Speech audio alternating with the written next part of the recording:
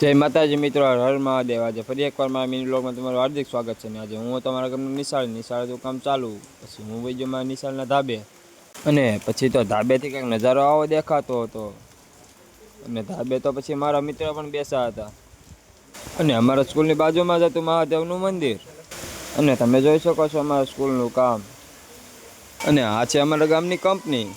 અને પછી તો મારા ભાઈબંધો ફોટા પાડવા લાગ્યા અને ફોટા પાડતા પાડતા વહીતા તો વરસાદ ચાલુ થઈ ગયો અને આ વખતે વરસાદમાં કોને કોને નુકસાન થયું છે કોઈ કોમેન્ટમાં બતાવતા જાજો।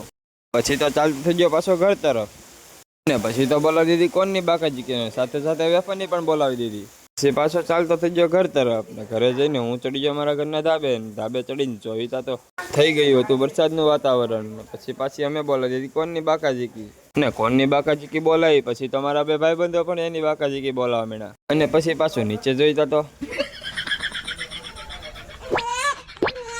અને પછી હું ચાલતો થઈ ગયો દરિયા બાજુ ને દરિયાનો નજારો કાંક આવો હતો અને આને શું કહેવાય એકવાર કોમેન્ટમાં બતાવતા જજો। ને પછી તો અમે બોલાવી દીધી પેપ્સી સાથે બાકાજી અને પછી તો પેપ્સીની બાકાજી બોલાવીને અમે ચાલતા થઈ ગયા ઘર તરફ।